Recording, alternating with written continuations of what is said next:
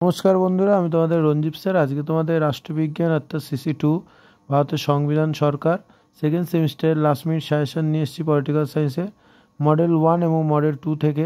তোমরা জানো তোমাদের 10, 15, 20 নম্বরের কোশ্চেন হয়। তোমাদের প্রথম কোশ্চেন দেখো, ভারতের সংবিধান রচনায় গণপরিষদের ভূমিকা আলোচনা করো। এটা তোমরা কিন্তু 10 নম্বরে পড়বে, ঠিক আছে। ভারতের সংবিধানের বৈশিষ্ট্য আলোচনা করো, 10 নম্বরে পড়বে। প্রথমটা কিন্তু 10 বা 15তেও হতে পারে। ভারতের সংবিধানে গণপরিষদের ভূমিকা, সংবিধানের বৈশিষ্ট্য 10 নম্বরে পড়বে। ভারতের সংবিধানে সংরক্ষিত সাম্যের অধিকার, এটা তোমরা 15 নম্বরে পড়বে। ভারতের সংবিধানে ধর্মীয় স্বাধীনতা অধিকার, এটা তোমরা কিন্তু 10 নম্বরে করবে। ভারতের যুক্তরাষ্ট্রের প্রকৃতি আলোচনা করো।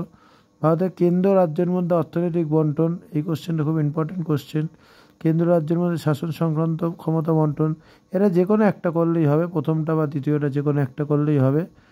কেন্দ্র রাজ্যের মধ্যে আইনগত সম্পর্ক এবং ভারতের রাষ্ট্রপতির ক্ষমতা পদমর্যাদা, এটা তোমরা 15 মার্কসের বা 20 মার্কসের করতে পারো।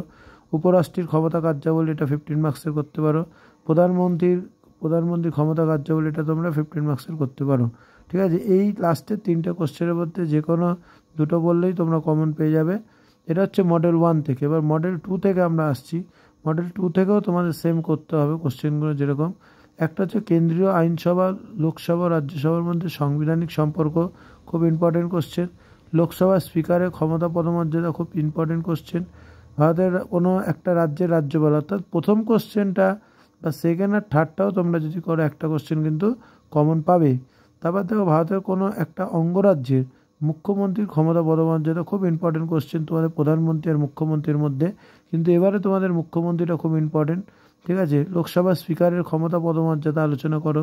এই কোশ্চেনটা আমি কিন্তু বারবার বলেছিলাম আগেও, যে লোকসভা স্পিকারের ক্ষমতা পদমর্যাদা এটা আলোচনা করো।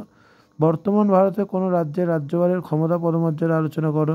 ভারতের কোনো একটা অঙ্গরাজ্যের মুখ্যমন্ত্রীর ক্ষমতা পদমর্যাদা আলোচনা করো। দেখো, প্রধানমন্ত্রী এবং মুখ্যমন্ত্রী, প্রধানমন্ত্রী তোমাদের মডেল 1 থাকবে, মুখ্যমন্ত্রী কিন্তু মডেল 2-তে থাকবে। এটা কিন্তু তোমরা করে গেলে কমন পাবে।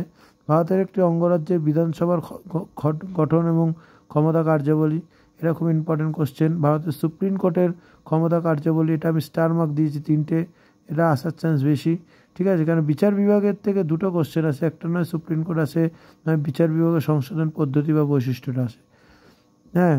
দেখো, সুপ্রিম কোর্টের ক্ষমতা কার্যাবলী 2বার চলে এসছে।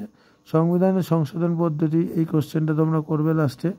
তোমাদের যদি কারোর কোনো অসুবিধা থাকে বা কারোর কিছু জানার ইচ্ছা থাকে, আমাকে হোয়াটসঅ্যাপে যোগাযোগ করবে।